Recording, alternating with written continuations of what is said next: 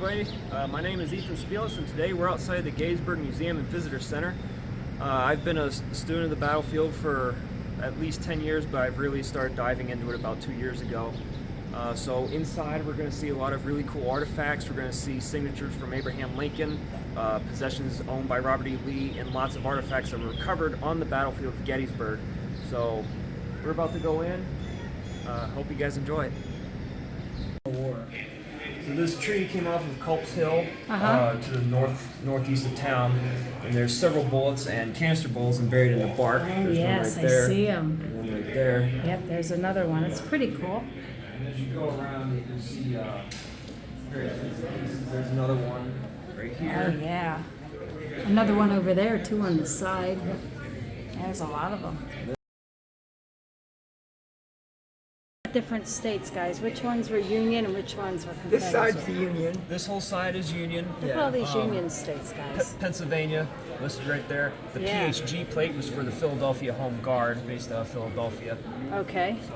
These are all the Union states. You got New Jersey, Ohio, Michigan, Vermont, And Kentucky Rhode Island. is listed as a Union state. Yeah. And fun That's fact, shocking. both presidents of the United States at that time came from Kentucky. Yeah. Jefferson Davis, the Confederate president, was born in Kentucky, as was Abraham Lincoln. They didn't live too far from each other.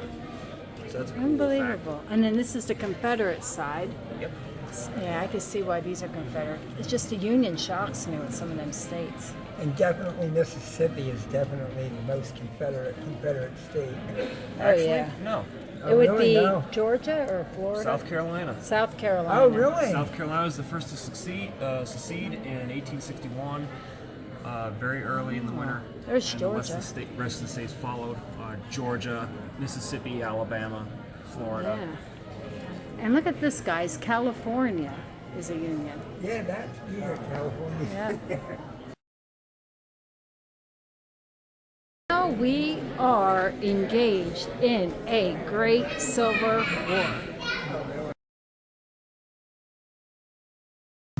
Yep, this is what United States looked like back then, guys, in 1860. Now the one called unorganized territory, what is that now? So free states are in green. Wow! Slave state or territory is in like pink color. And the potential slave or free state is in like this type of color, like beige. It's interesting, yeah. Sorry if you Why guys is see it. Pennsylvania green? Because that's where we are.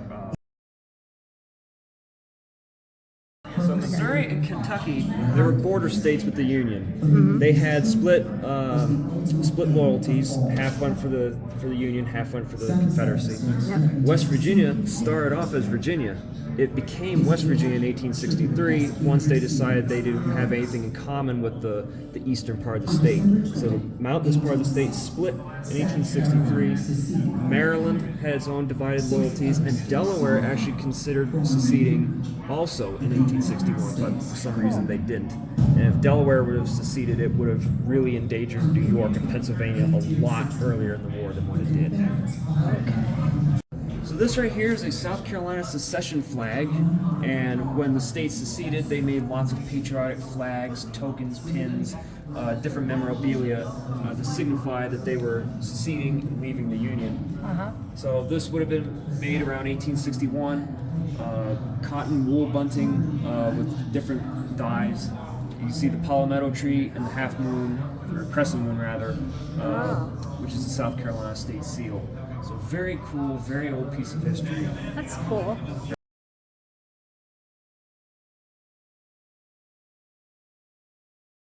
This is an original grouping of what a soldier in the Union Army would look like.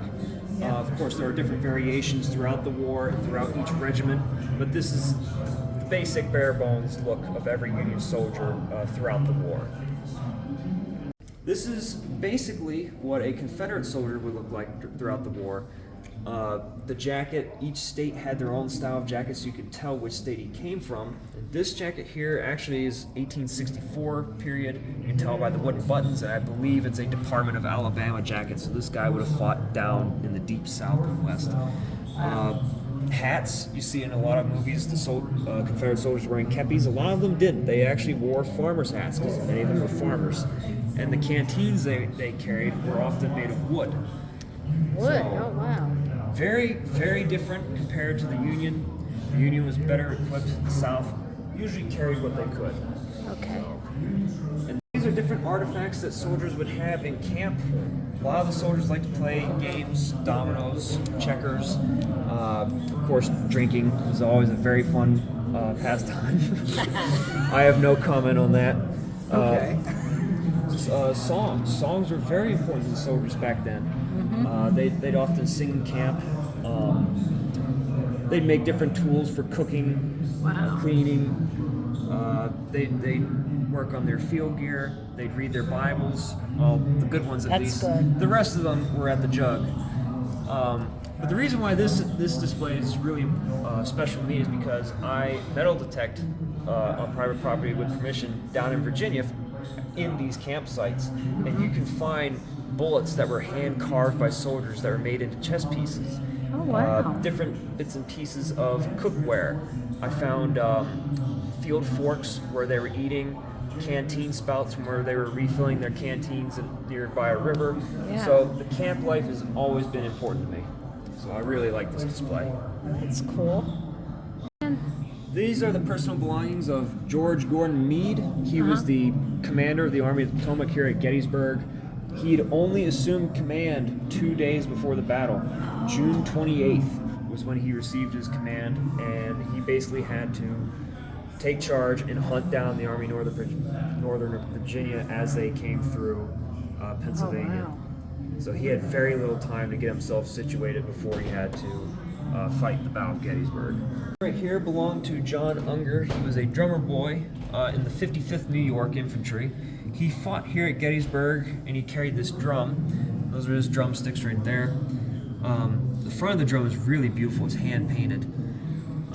I can't remember off the top of my head how old he was here, but the drummer boys during the Civil War were often very young. The youngest to ever fight was 9-year-old Johnny Clem.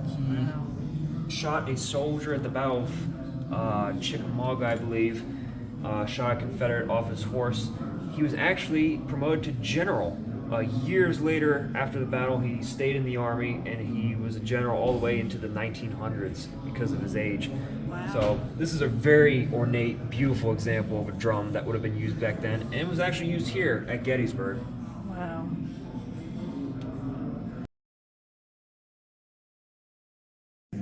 So when everybody thinks of Confederate flags, they think of Dukes of Hazzard type of deal. That flag never existed. That was the flags for the Dixiecrat Party. It was a Democrat Party section during the 1960s. It was based on racism and segregation. It was a really, really bad organization. They modeled it, though, off of this flag. This flag is a square battle flag for the Army of Northern Virginia. This was standard for the Army back then. Of course, they'd have different sizes, different styles of stars. You can see battle honors painted on this flag. You can see Manassas. So these people were First Manassas, Malvern Hill, Eldham's Landing down See their Alabama. names. So, Oh, so that's not what their flag looked like. nope, it was square with white borders. Yep. And this was purely to identify which army you were with. It didn't have anything to do with policy or ideology. This was basically just to say, hey, this isn't an American flag. So, very cool flag. This one's in really good condition. A lot of them are not in this good condition. A lot of them have bullet holes and tears and shreds. So even though this flag saw combat, it didn't see heavy enough combat to where it would be ripped to shreds.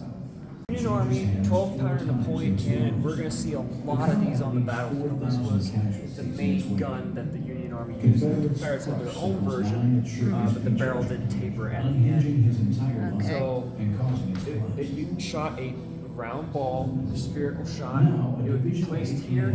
They would take one of these sponges called a rammer, and they put the shot down the hole, and then they place a friction primer in the end. Oh, wow. Pull a lanyard and fire it. But these cannons were the main gun used here at Gettysburg. We'll talk more about them later on the battlefield. Grisly reminder of the cost of war. Back when you were wounded, usually in the arm, if you had a bone shattered, it would mean you'd have to amputate it. So what they would do is they'd give you opium or ether, and they'd try to put you under. And if you weren't under enough, they'd have men, sometimes 2 men per arm or leg, to hold you down so that you didn't struggle while the surgeon cut into you with a bone saw. Look at that, guys. They cut right through you. They would use that to probe for bullets in the wound. If they couldn't find it, they'd just stick it in the wound and try to locate the bullet, and then they would try to pull it out. Yeah. It's a very painful, very gruesome process. But the surprising thing is, most people lived after all this. I think they'd bleed to death. You'd think. A lot of people get this misconception that they bled to death or died immediately after being wounded. Infections. The survival rate after amputation was actually higher than death. I think it was like 70% chance of survival immediately after amputation, and after 5 days, your chances just went up. So it wasn't as bad as the alternative, which was certain infection, gangrene, and death if you just let it go. Yeah. Altogether fitting and proper. So Abraham Lincoln is one of my favorite presidents. But in a larger sense, we cannot. And he was a Republican, wasn't he? Yes, we cannot consecrate. We cannot hallow this land. The brave men, living and dead, who struggled here, have consecrated it far above Gettysburg our power. Address. They had more to tract. The world will little note, nor long remember what we say And that's here, him talking right now. but it can never forget what they did here. It is for us, the living, rather to be dedicated here to the unfinished work which they who fought. So this is actually the cannon that fired the first shot of artillery during the battle. The battery commander, Caliph, was his first name. Caliph was very anal retentive with his numbers. He had all of his guns serial marked, and he kept track of which gun fired what and when. So this is gun number 233. It fired the first shot of the Battle of Gettysburg. It is marked with bronze plaque. The gun was made at the Phoenixville Iron Works in Phoenixville, Pennsylvania. It is a 3-inch gun. Would have fired 3-inch ordnance, rifle projectiles at great distance that Confederates come from this road. It is weird because he is the cavalry commander, and he is one of the only generals at Gettysburg not portrayed on a horse, even though he was part of the Union cavalry. No one really knows why he's portrayed standing, but I speculate it's because most of his men, who were cavalrymen, fought on the ground dismounted. They decided to portray him in this manner as well. Guns. But not all the guns on the battlefield were actually here. These two were here. It's very rare for a battlefield park to have cannons that were actually at the battlefield on the same positions that they were actually fighting at. So this belonged to Hall's 2nd Maine Battery. These are also 3-inch ordnance rifles, and these exact same guns were at this exact same position during the battle. John F. Reynolds. John F. Reynolds was the general in command of the 1st Corps here at Gettysburg. Before the battle, he was actually offered command of the entire army, and he rejected it. And if he would have taken that, it probably would have saved his life. He was only here for about 15 minutes before he was killed. He was killed right over there, behind that barn. We'll visit the marker where he fell later on. But he came here, he was organizing the Iron Brigade to charge the Confederates that were coming from those woods behind you. He was only there for a little bit, and he was trying to rally his men. He said, "Forward, boys, for God's sakes, forward." And as soon as he had spoke that, a bullet entered the back of his head, and he died instantly. His body was carried to the Theological Seminary and then sent to Lancaster, where he's buried because he was from Lancaster. Bucktails. 149th, 150th, and I believe the 142nd Pennsylvania Bucktails were fighting in this field, this general area, and they were getting pounded. There was fences here, and they're hiding behind the fence rail, shooting at Confederates coming over from that ridge over there.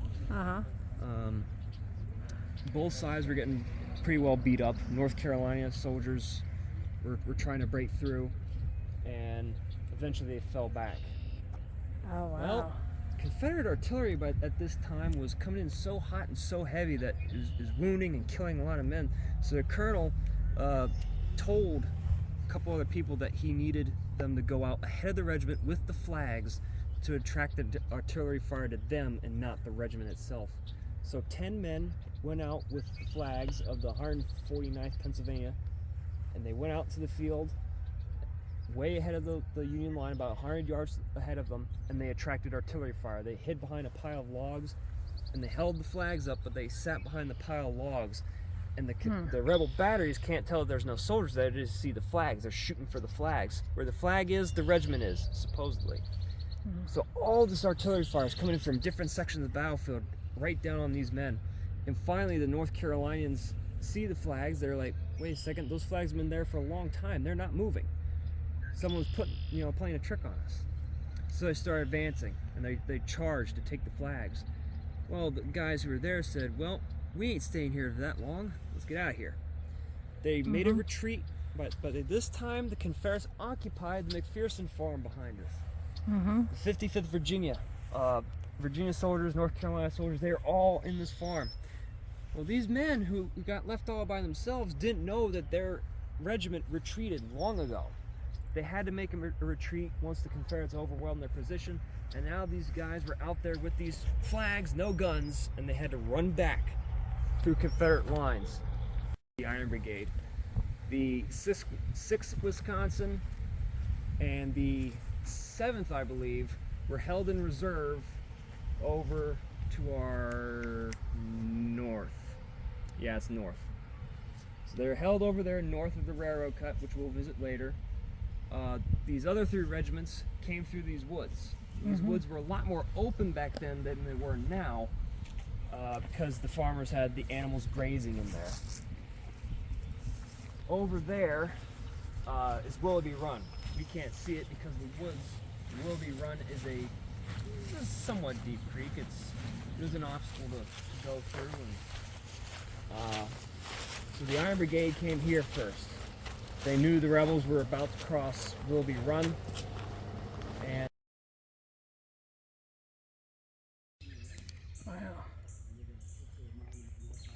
only 99 soldiers the next day would answer the roll call for July 2nd. Casualty rate was 80%, and the 2nd Wisconsin, who fought nearby, also lost 77% of their men. 26th North Carolina came here to Gettysburg with over 800 men, and on the first day lost 600. Wow. On July the 3rd, 99 more would become casualties, well over 80% killed and wounded.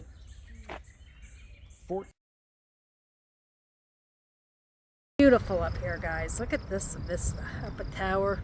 And what is it called? The Pits. Iverson's Pits. Oh, Iverson Pits. Look at the clouds. Beautiful sky, the trees, the mountains. Oh yeah.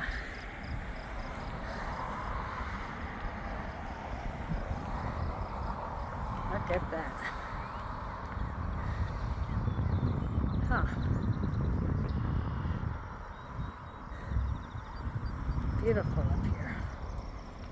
All the way around you can see all kinds of stuff.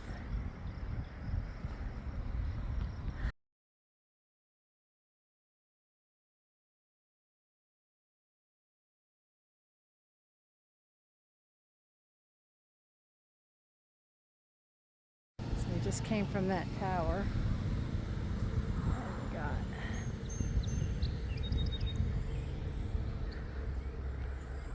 okay. Very, very beautiful in this area, guys. Beautiful. And there's my husband. getting a workout. There's rocks. Oh, you're not allowed to take any rocks home or you get arrested. So I won't be taking any rocks home this time. Anything here you're not allowed to take. Okay. Oh, look at that bird up there. Right where the cloud is. Sally, the puppy dog that hung out with the Union soldiers, right? Yep, the 11th Pennsylvania Infantry. Yep, they got her when she was a puppy, never touched her food unless it was given to her. And they got her how old? 8 weeks? 4 weeks. 4 weeks old. Wow, that's a real little puppy. Had a little bit of a boxer mix to her. Oh. How did she die? She died in 1865, 2 months before the war ended, outside of Boyden Plank Road. She was killed instantly, along with 2 of her favorite tent mates that she spent most of the war with. All 3 of them died together. Oh. The same part of the battlefield. And that's her owner up there? No, it's just a regular soldier. Just a Doesn't soldier. really depict anybody in particular. Oh.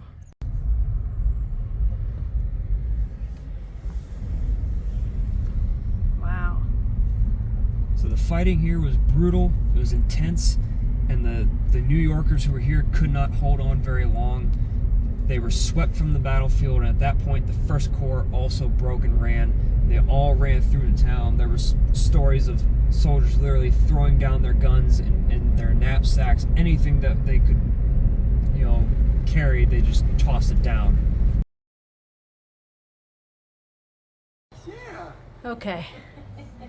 We're just up here waiting on you. I want to make sure you don't fall backwards. No. All right. That'd be hilarious. Here comes Vince. That's my other half. Okay, so we are on the Confederate side where the tower is located, and all the way down there by where the dome is, going over the ridge by the peach orchard, where they have the peach trees down there. There's hills. That's the Union James section. Warfield. Is that his house there? Down there, there's more though. See, down there's a northern part. He had he had a farm, Teresa. James Warfield, he was a free Down black there? man, and he reported $500 worth of damages. He never recovered financially. I was reading the sign down at the bottom. Wow. And they were taking, when the Confederates came here, they took some free black people back to the South and made them slaves. Well, that's not nice. No. Yeah. They didn't take Warfield though. He just went into debt. Huh. They said that then he had like 3 more houses, but that's the only one left. Wow. So over there, that red barn in the middle of the field, that's the Henry Spangler farm. The Dory farm is further down the road, so is the Klingel farm, and right there, those farm buildings are the Sherton farm.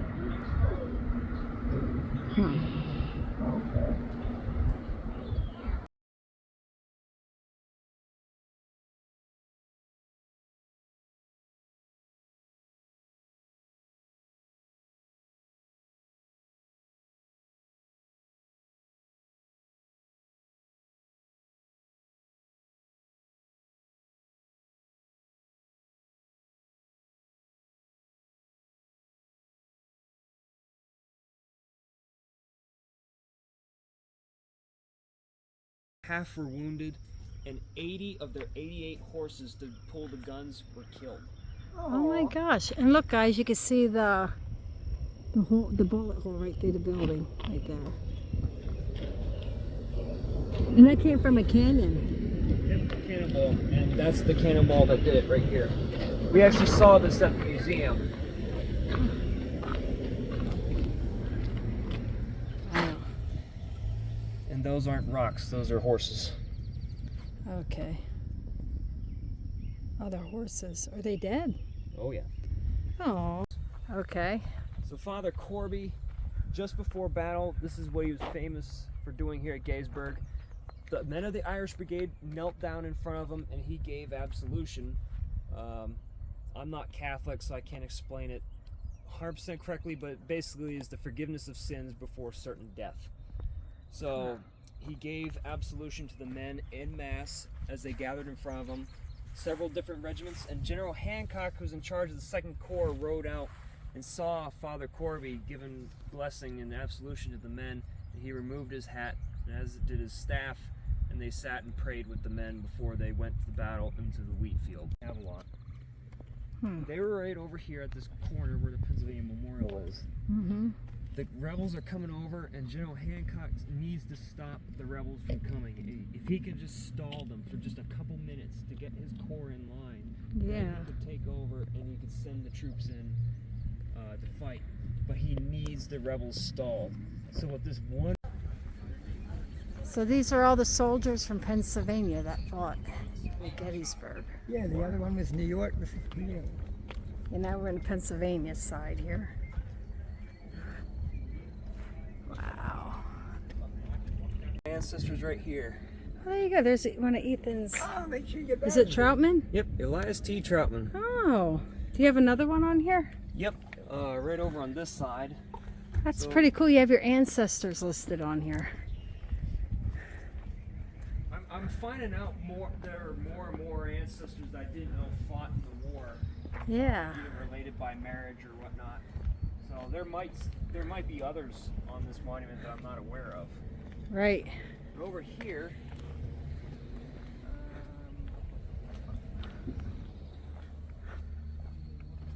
I gotta find him again. I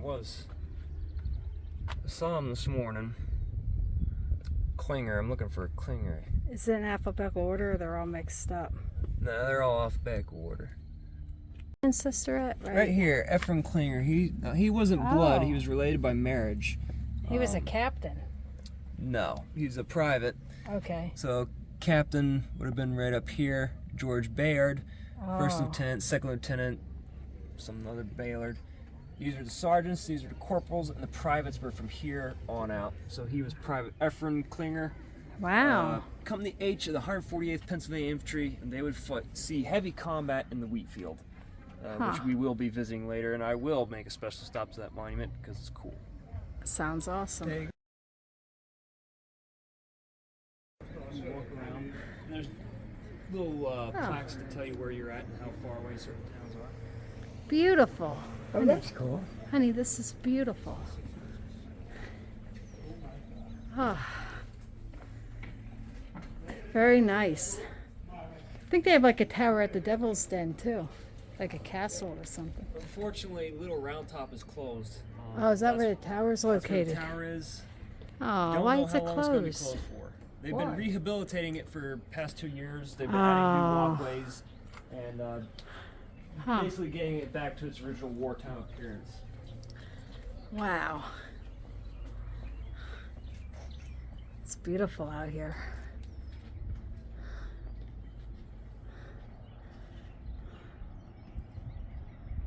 A lot of monuments, that's for sure. It's hard This to... is where the main thrust was for Pickett's charge, which we'll get to a bit later. But this was the climax of the final day, right along that line. Wow, did we come from this end over here? Yep. Oh, so we did a complete circle. Let's see what's down here. It is beautiful up here, that's for sure.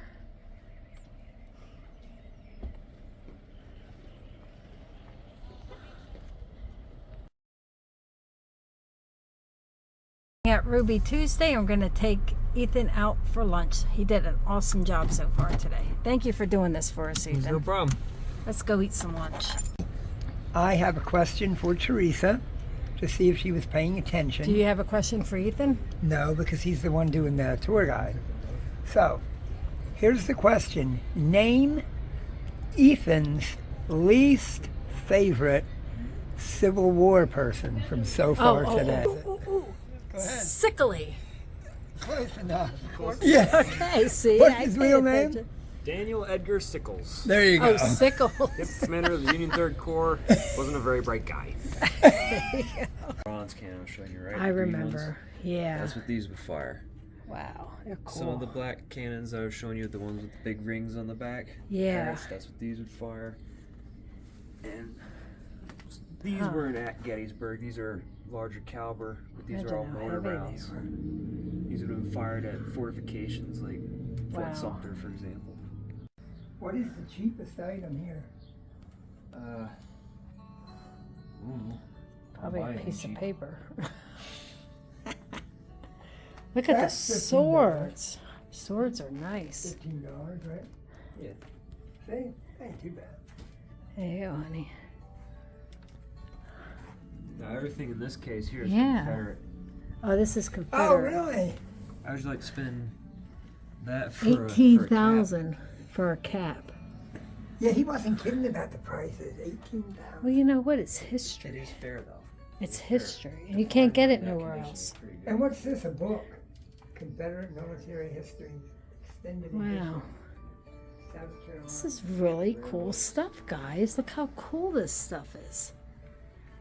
We had a great time at Ruby Tuesday. And now we're touring some more stuff. And what's the name of this store? It's called the Horse Soldier. Okay, so we're at the Horse Soldier store. And they sell stuff, but you gotta have a lot of money for this stuff. But it's all history, it's original, it's not fake. So it's worth the money for people that collect this kind of stuff. Like Ethan.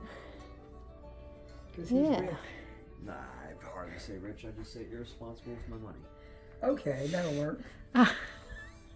Rebels on the Rio Grande. This is a pretty cool place. Yep. Not bad. Everything's nice and organized, nice and neat and clean. They got books, uniforms, weapons, medals, bullet shells, buttons, guns, souvenirs, paintings, all kinds of stuff. Pretty cool.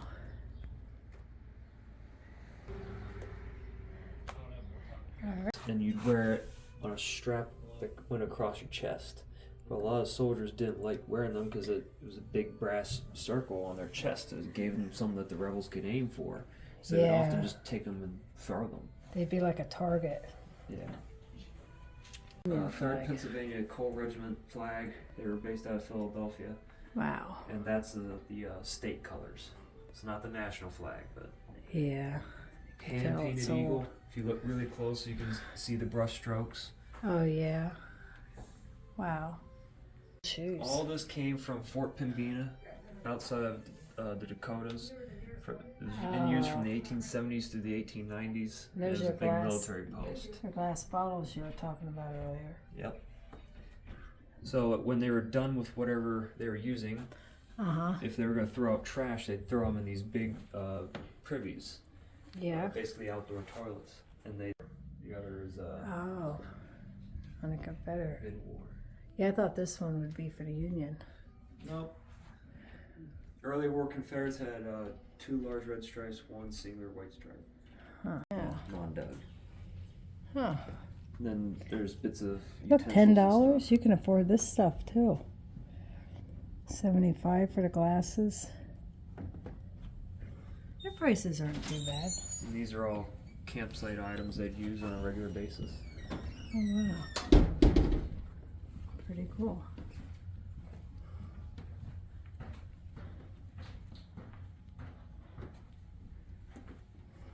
Oh look, I found guns. These guns, guys. Hey, Vinny. Here's some cool noisemakers for you. Yeah, this mark, $350 you can get a gun for. A great broad. Yeah, my son would like these guns. $1,200 for that one. You're right, Ethan. They did have Republican. Wow, look at these guns, guys. Those old. Mm-hmm. These are collectors. Oh, yeah, market like these. Yeah, these are collector guns. And they are not warranted to be safe to fire. They're only sold as antiques. Very important for you people to know How much that. are the guns? There's price tags on the triggers. Yeah, $650 for that one. That one's only 100. Oh, 1,200. Man, look at these guns. Oh, here's a newspaper. Look at this. Oh, don't break anything. You The break New it, you York pay it. Tribune. See these guns. Yeah, a lot of these are actually pretty Different sizes. Wow. Where's July? Of, And we have this what kind was of it, stuff. 1863, right? Yep. Like $40 just for this. See. 1865. Wow.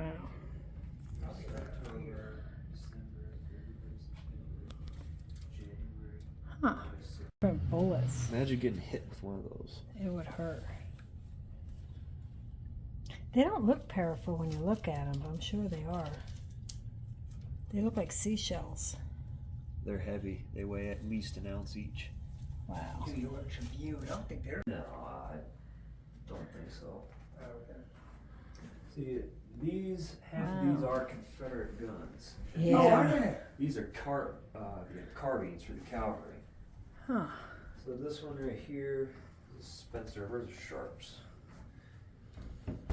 Now watch, Vince. I know. I want to dump it. My gosh. This is a Sharps cavalry carbine. This would have Wow. been predominantly used by cavalrymen, for example, in Buford's division on the first days fighting at Gettysburg. This was a Wow. breech-loading rifle. You would Yeah. pull that back and then insert the cartridge into there. Once Yep. the cartridge is inserted, you close it, cock the hammer back, place a Huh. percussion cap on here, and you're ready to aim and fire. Wow.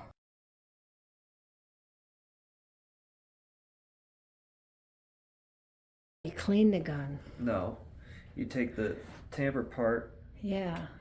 place it over the mini ball, ram it down into the barrel till it reaches the end.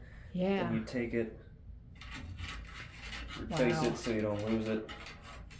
So you have it with you when you need a new bullet. Yep. So you have to do that for every bullet you shoot, because how would you have time to like kill people if you're constantly? You don't. Oh. But the good news was hand-to-hand combat during the Civil War was rare. You were often further enough so where you could load, aim, and fire. So you're protected while you A get really that good together. soldier could shoot off about 3 rounds per minute. Wow. But when you have groups of 250 soldiers shooting 3 rounds per minute, Yeah. and these things are heavy, they're big. Oh wow. What kind of gun is that? So this is a Springfield musket. Oh. So this is the kind of weapon they'd be carrying here at Gettysburg. It looks like it's easier to handle. It is. It's a lot easier with the bayonet off, but it's still pretty Yeah. long and pretty heavy. Now, can you shoot a couple rounds, or do you have to clean every bullet you shoot? You got to clean it to do another You shoot. didn't have to clean it, but after every Yeah. round you would have to clean it. Right. Sometimes the rounds become stuck. What a lot of new, inexperienced soldiers would do Right. is they load a round, forget to fire, load a round, misfire, load another round. Sometimes So they you have a couple mistakes in between. 3 bullets jammed into the barrel of the gun. Oh wow. This is a shortened barrel Confederate alternating gun. Yeah. This originally would have looked something like this gun. Right. It would have been that length, but they decided to cut down the barrel, possibly for cavalry use, and Easier they to added a handle. front sight to it. Huh, I like that. Now, they didn't have scopes back then, did they? They did, but it was very rare. They mostly would have been used for sharpshooters, Okay. for example, with Whitworth Like snipers. rifles. I don't know if they have any here, but Yeah, I didn't see any guns with scopes. That's why I was wondering if they had that at Gettysburg War with they scopes. did. They did use Whitworth guns here. Yeah. But as if they have one actually here in the shop, I don't know. I didn't see. So this is what the Union used. Yes. Usually the 3-ringers are federal, but there's Yeah. definitely tons and tons of variations of 3-ringers that belong to the Confederates that they would cast out in the field. They look like they're pretty similar. How can you tell the difference between what they Well, use and what we used? so in the other room, there's a lot of Confederate 3-ringers. They don't have any right here that I know of. Cavalry sabers. Some of these are foreign made in Germany.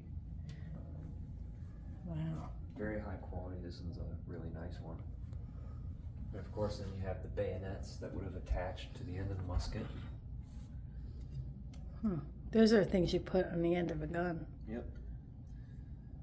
These were hardly, if ever, used in combat. They're more used in camp for digging, or you could stick a piece of meat on it and then cook over a fire with it. In a wheat field, and this field is also a hay field. Well, it's a hay field now, but during the war it was a wheat field. This was owned by George Rose. There's 27 acres of wheat. This offered no strategic importance in the battle whatsoever, but for some reason, General Dan moved his troops here. Oh, So, wow.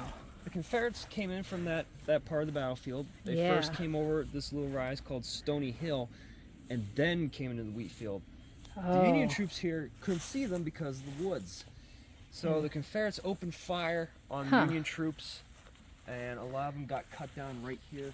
The monument right here is the 148th Pennsylvania Infantry Monument, and this is where one of my ancestors fought. His name was Ephraim Klinger. Cool. Fought in Come the H of the 148th Pennsylvania Infantry, and he was on this part of the battlefield. I did have a couple guns over there of the 5th New York Light Battery. You see their cannons over there in the distance, and they had a hard time because I the see 'em Confederates now. were coming from two different angles. Wow. They're coming from directly in front of us and to the right. Yeah. And the fighting here lasted about 3 hours, and about 3 hours, over 4,000 men would fall in this field. That's a lot of people falling down. Many would be killed, many would be wounded. Wow. There was back and forth fighting because Union soldiers out, counterattack, and then push the rebels out.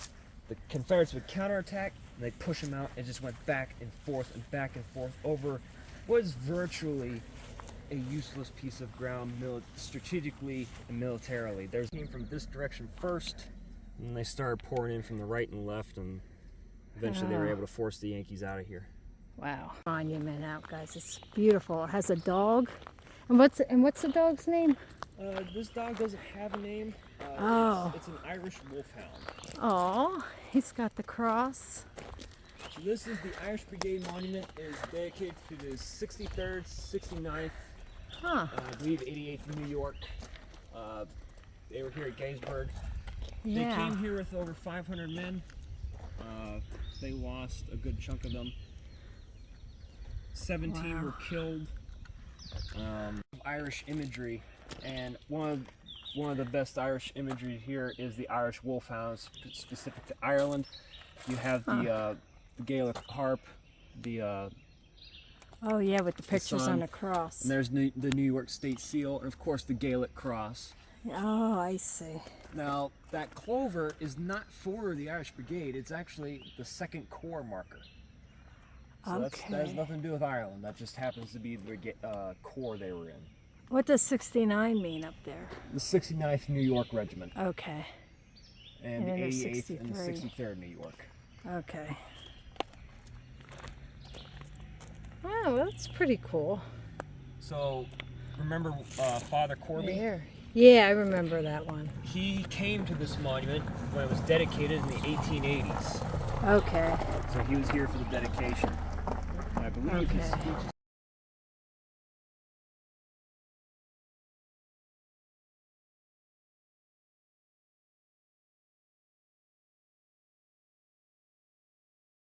is to mark the location where he fell and died. Personal marker. So Jedediah Captain was, Jedediah Chapman, rather, was a captain in Company H of the 27th Connecticut Volunteers. Wow. There's another monument, personal marker to the 27th Connecticut. Their new Triangular field down that way. And over on this side is Devil's Den. We don't know why they call it that. So we're going down there to the triangular field. Just gotta miss the path over here. Okay, we're gonna follow Ethan. He's gonna tell us a little bit about this. Okay. So what happened was the 4th and 5th Texas Infantry Regiments of Hood's Division, Brigade, came up through this part. They're going to skirt around this and attack the round tops behind us. But the 3rd Arkansas and the 1st Texas came up this hill. 124th New York was up here. They were an infantry regiment, and they held this position behind this little stone wall. Yeah. And you'd think this is a great spot. I mean, you're shooting downhill, the rebels are attacking uphill, and the rebels were repulsed once. They fell back, but they were coming again. And the colonel behind us to that monument over here, his name was Colonel Van Horn Ellis. Oh, he's over there. Yeah. He thought it would be There he a is. good idea to countercharge the rebels as they were coming up the hill to sweep them from the battlefield. And he mounted his horse along with the Major Cromwell, and then Lieutenant Colonel. And when you're on a horse this high up, silhouetted, you become an easy target. Yeah. And there's an officer who went up to the Colonel Ellis, and he goes, "Sir, you can't ride this horse here. You will be shot and killed." And he replied, "The men must see us here today." And he came up on this rock, and he was getting angry. They were making very slow progress, attacking That's the the hill. It rock. was taking longer than he wanted, and he was getting angry. So he climbed up on that rock, and he fired his musket, and he screamed at the men below, "Get me another loaded musket now." Wow. So they passed up another loaded musket, and he fired again. "Give me another one." And they fired again. "Give me another one." And this continued. He would hand off What much is that? was A it? triangular ball. $600. $600 right there. Chief. That's a $600 ball you're looking at. So this is a 6-pounder solid shot ball. Yeah. But the reason why this is so special, there's only one 6-pounder cannon in the entire battlefield at Gettysburg. It's from Latham's Alabama Battery. They were over there by the Slider Farm, Yep. and they would fire over here at Devil's Den to support the infantry attacking the triangular field in Devil's Den. So this ball actually made it all the way over here. and Wow. It came from one gun. There's only one 6-pounder gun here at the battle, and this Huh. is one of the projectiles fired from it. This was not found recently. This was found in the 1880s when it was still legal to collect artifacts from the battlefield. Today it is highly illegal to do so. So I Okay. just wanted to clarify, this was purchased, not found here by Okay. myself. This was found in the 1880s, long before the ban on rock collecting took place. Okay. That way I don't get in trouble. Okay. There you go. Let me show. This is called a Hotchkiss shell. Originally this went further, but the Oh, top yeah. part blew off. This is the inside. But Wow. these were fired by 3-inch guns. There's a lot of 3-inch ordnance rifles over on Little Round Top. Now this Little Round shell Top. did not come from Gettysburg. This is just an example shell. But a lot of 3-inch ordnance rifles from Hazlitt's Battery on Little Round Top would have been firing these down at Devil's Den and in the triangular field. Okay. So just something pretty Cool. cool to look at.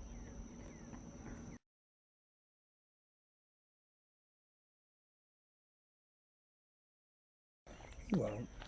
I feel bad if you got. Oh, you took don't your fall, shoes buddy. off. Don't fall. Look at that. Look at that. The climber. Well, now I hit record.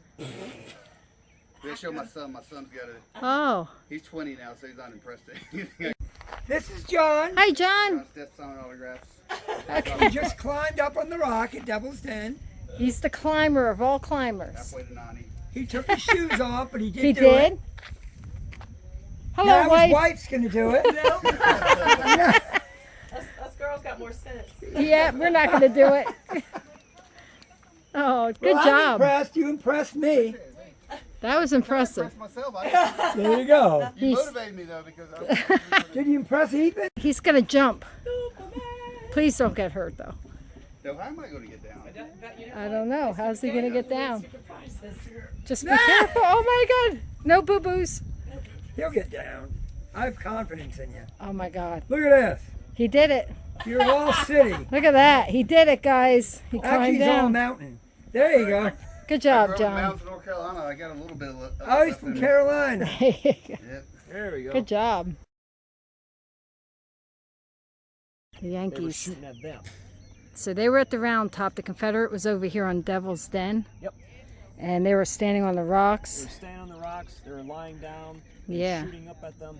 But Wow. most of the men were hiding behind cover because of the artillery batteries up there. Yeah. Now you'd think hiding behind these rocks would be a good idea when the artillery's firing. Uh-huh. It wasn't. It was a bad idea. When these shells came in and they exploded at these rocks, it sucked all the air out and created a vacuum, and it would collapse their lungs and crush their chests, killing them. Wow. So they had no idea that this would be a very bad thing to do. There was Yeah. no winning in this situation. There was no strategic importance in this part of the battlefield. Yeah. They went and captured it anyway. So, Huh. unfortunately, Little Round Top is closed. We can't get up there. Yeah, we can't go in that little castle up there. Oh, is that Little Round Top? Yep. Oh, It's But closed. I will take you up part way to Big Round Top. It's shaded. It's not a bad walk at all. Okay. okay. And we'll go to the draw. Sounds good. But we'll go down here. This look is at a the sharpshooter's nest. very fun place. Oh, we're going to do a sharpshooter nest. What's this big crack right here, Vince? Oh, I can handle this rock. Come on. Standing on the rock.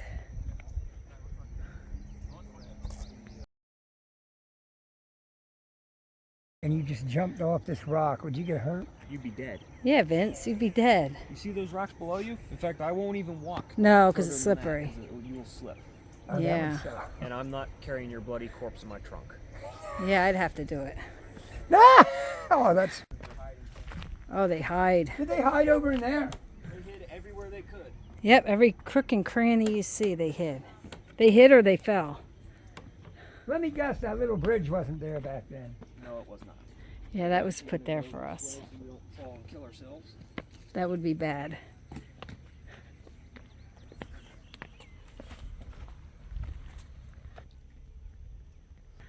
Okay.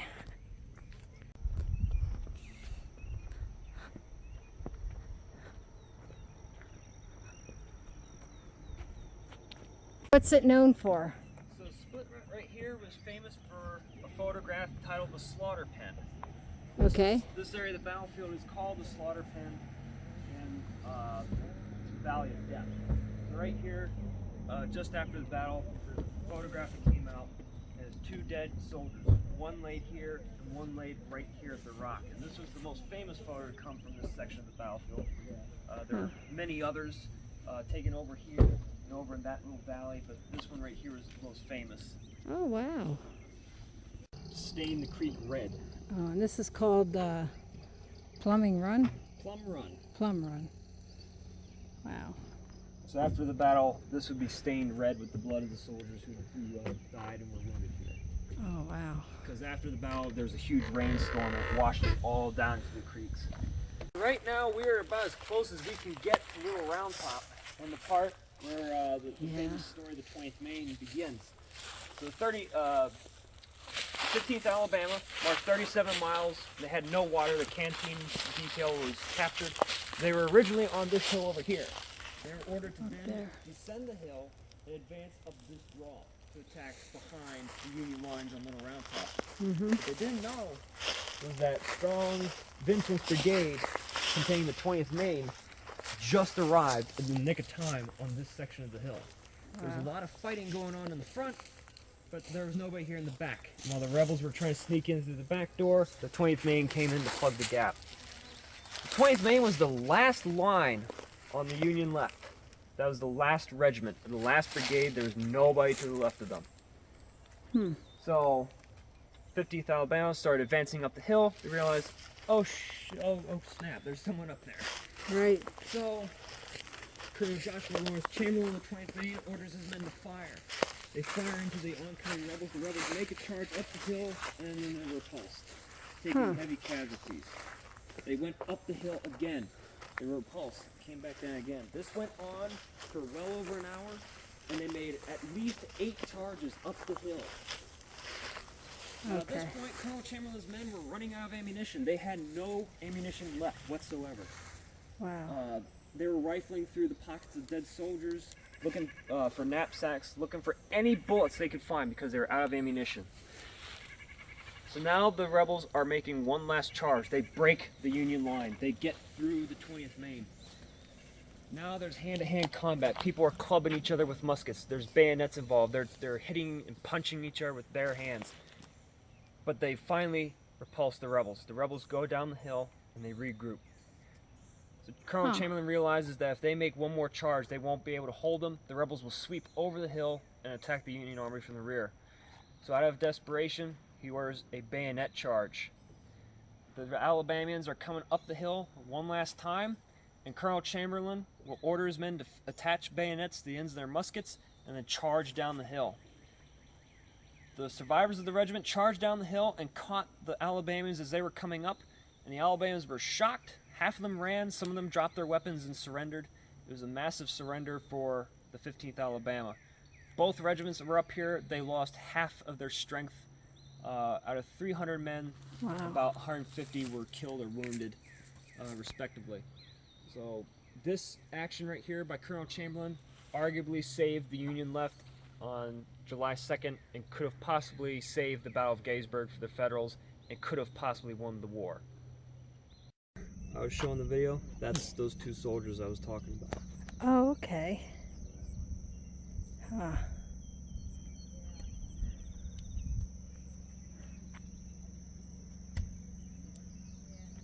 Wow. Look at this. Oh, Teresa's going through.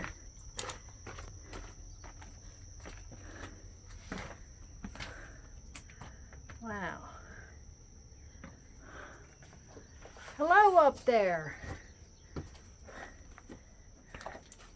Oh yeah, I'm not climbing. Just imagine rebel soldiers Ah. taking cover behind these rocks as Union artillery fire from Little Round Top, Hazlitt's battery, Yeah. fire shells down on them. This Wow. is where they would take cover, and this is where many would eventually find it was not a good idea. Yeah, I'd say.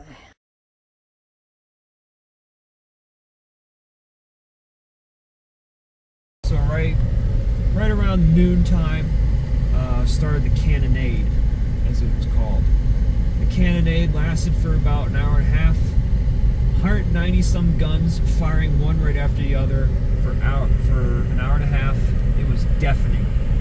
People in town could taste the gunpowder in the air. The sky actually turned dark and the sun turned red from all the smoke. It was deafening. There were artillery crewmen with bleeding eardrums, blood coming from their ears. There were some that were even going insane because of the loud, excessive concussions and noises. Oh wow. And this lasted for a while. The Union Army on the other ridge, they also started shooting back. So now you had two sides firing the exact same amount of guns at each other. Yeah. And it was constant, deafening noise. People heard it all the way in Baltimore and Pittsburgh. Get out. Yes. McMillian Woods is over there. Wow. Meanwhile, the Confederate infantry was laid out in lines behind the artillery in the woods to your right.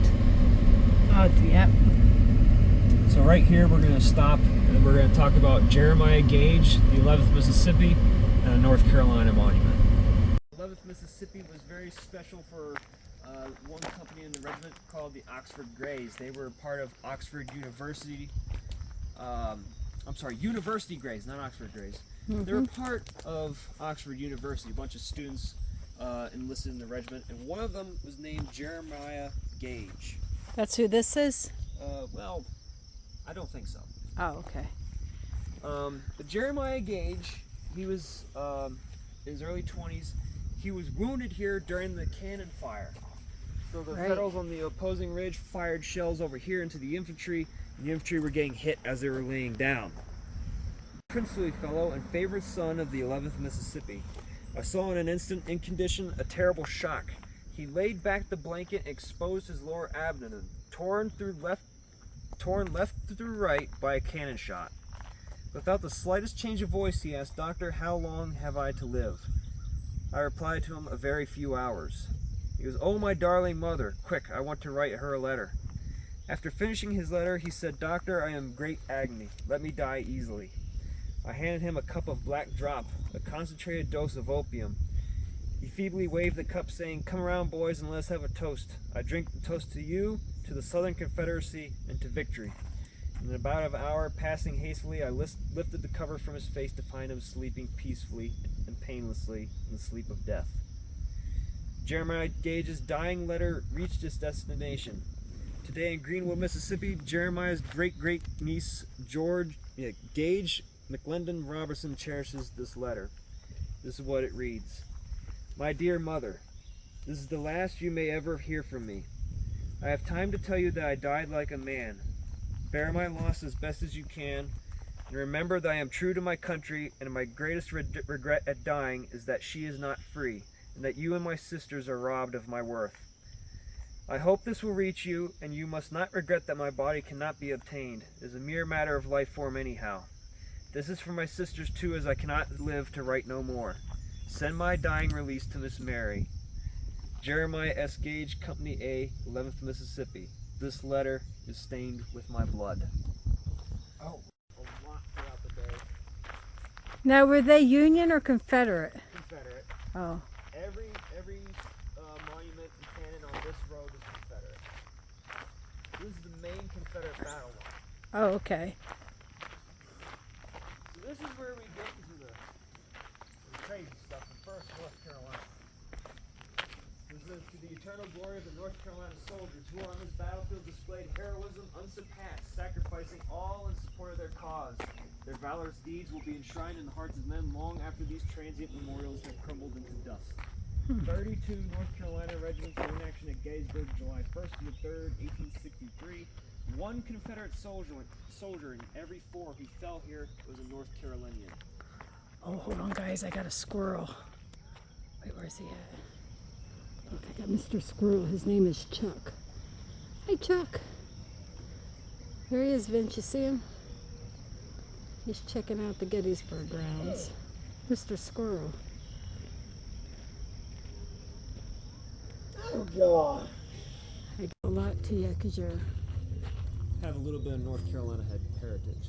Oh, wow. It's a mixture of Pennsylvania and North Carolina soldiers I have in my family. Huh.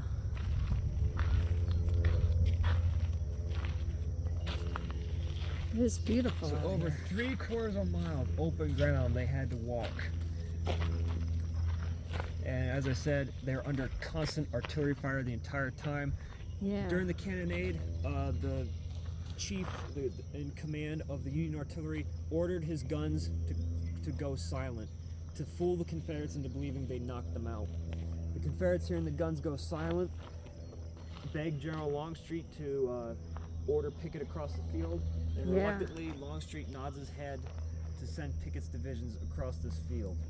And that's where we're going to pick up at the Virginia Memorial down here.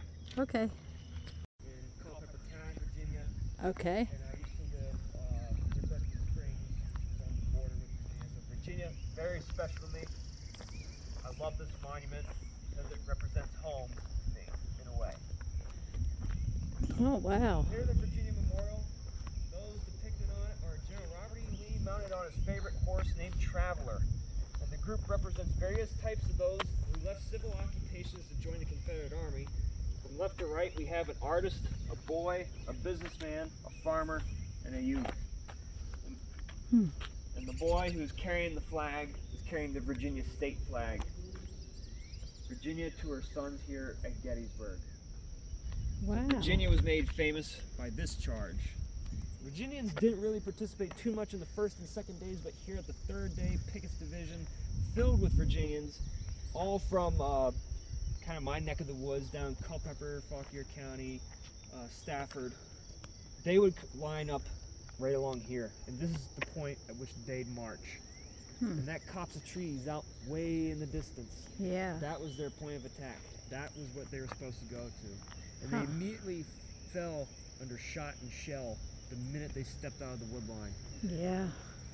From this distance, they were hit with long-range projectiles, and once they got closer to the Emmitsburg Road, that's where it got really ugly. They got hung up on the fence line, and by this time they were within range of Union canister fire and musket fire. Half of the division couldn't make it past the road. 15,000 men started the march. Less than half made it to the road. Wow. Hi, Mr. Robin. Hi, Robin. Well, you are brazen. Hello. Nice to meet you. You're cute. You want to be my friend? Oh, I lost him. Oh, there he is. He's fast. Look at that. He came to say hi to How us. you doing? Well, don't forget to catch that early worm. Ready to sing the Mississippi song with me, everybody? All you gotta do is spell the word M-I-double-S-I-double-S-I-double-P-I. All right. Now we'll let Ethan take over. All right, Ethan, it's all yours. Okay. A lot of Mississippians assembled here to go attack the peach orchard directly across from us on the July 2nd battlefield. I know this kind of takes us out of chronological order, but such is life. It's a very strange monument. If you come around here, this fellow has the biggest feet I've ever seen, ever. He has got some massive feet. No one knows why the designer incorporated this into the monument. That's how he designed it. Yeah, Well, that these guy- are bigger than Vinny. That guy has big hands. But it is a beautiful location for early morning shots because the sun rises directly behind you and you get Oh. a nice silhouette. That's where I've taken some of my best pictures. And Oh, over wow. this way is the Louisiana Monument. Oh, Louisiana. You know a Louisiana song, Vince? Yeah. Oh no. Hey, Louisiana woman, Mississippi man, we get together every time we can. The Mississippi River can't keep us apart. There's too much love in this Mississippi heart. Too much love in the Louisiana heart. Oh, God.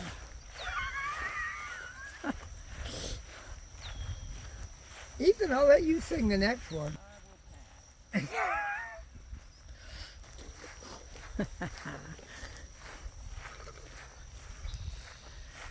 trying to remember where Louisianans were. The Louisianans, there weren't a lot of them here at Gettysburg, but there were some. They attacked Cemetery Hill. That was the hill we passed on the way to get here. But this is a really beautiful monument. It's made of bronze. Shows a fallen Louisiana soldier. Really beautiful monument. Oh.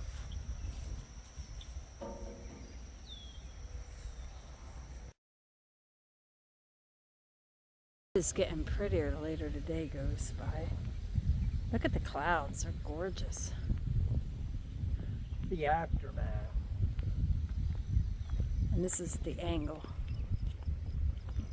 So this is where the Southern Confederacy died. 15,000 men started across this field over that tree line over 3/4 of a mile away, and they were hit by artillery the entire way over. Less than half the men made it to the Emmitsburg Road down in front of us where that car's going through. Yep. And those that did make it to the road were being shot at by artillery and muskets because now they're within musket range. Yeah.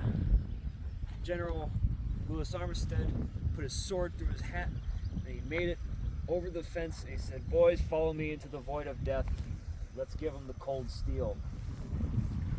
Less than 300 men made it to the stone wall in front of us right here. And every man who made it over the stone wall was either killed, wounded, or captured. Very few men who made it to the stone wall made it back to their lines across the battlefield. Huh. The men just could not stand fire that heavy and that intense. And Pickett's division wiped out 7,000 casualties on the third day, and well over 25,000 total for the Confederates. The Army was not able to replace those casualties. It was not able to replace the general officers that it lost. And with that began the very slow death of the Confederacy. They fight for 2 more years and cost thousands and thousands of more lives, but here's where it started to dwindle. From here on, the Army of the Northern Virginia was struggling to gain momentum, to win its battles. This is where it died. I like that tree. So, Carolina. Wow. so right here, that is the 26th North Carolina Monument. Yep. They were annihilated on the first day, but still the survivors made a charge on the second day, or I'm sorry, the third day. Many more would die. Several more of their flag bearers would be shot. And by the end of the battle, over 82% of them would be killed or wounded. Wow. But this is as far as they got. They made it across the road against all odds. Even after the carnage of the first day's fight, they made it this far, and many more would either be captured or killed at this spot. This is the furthest a Confederate monument is on this part of the battlefield. No other Confederate monuments are past this point. Wow.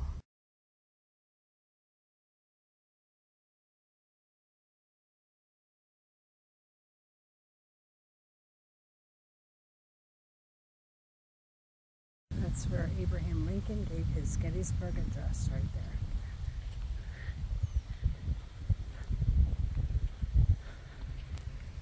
All right, we're at the National Cemetery.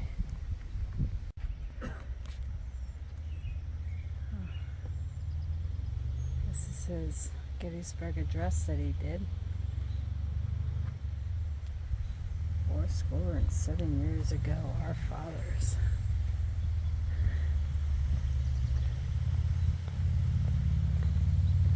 Fourscore and 7 years ago, our fathers brought forth unto this continent a new nation, conceived in liberty and dedicated to the proposition that all men are created equal. I love that speech. It was very well done. Yeah. I remember the first half. The second half I get a little fuzzy on. That was a really good speech.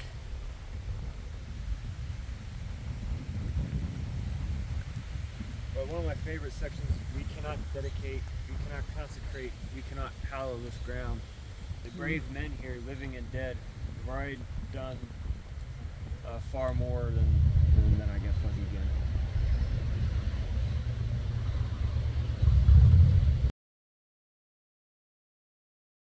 Are the unknown graves or? Yes. Oh, The okay. unknown graves are marked with white, and then as you go through here, they're named. Oh, I'm wow. going to take you to a special grave that I found. It took me a while, but I found it this morning. So these are the unknown graves. I love how they have them lined up so nice. It's a very pretty cemetery.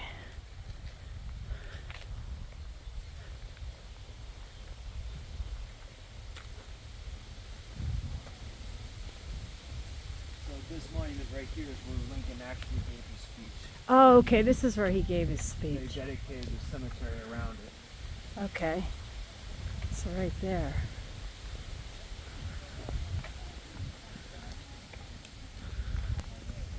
Huh. And on this side, is that where the soldiers are buried at? That they know the names of them, or? These are where the soldiers are buried, and this is Okay. Gettysburg's own cemetery. This is where the Okay. soldiers are. So now we're actually going to cut down. Okay.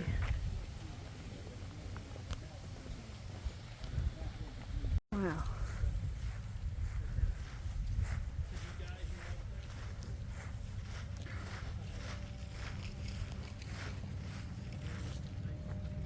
These are all separated by state. Oh, okay. Michigan, Ohio, Indiana, Pennsylvania, New York, Connecticut, Jersey, Delaware. Lots of different states represented here. That's interesting. New York had the most troops, and then would it be Pennsylvania be the second state The second state that have the most troops? then North Carolina and Virginia for the Confederates. Okay. And then for the Union. For the Union, is New York had the most, Pennsylvania had the second most. Okay. And that was also during the war. The state that gave the most during the entire war was New York. Oh, wow.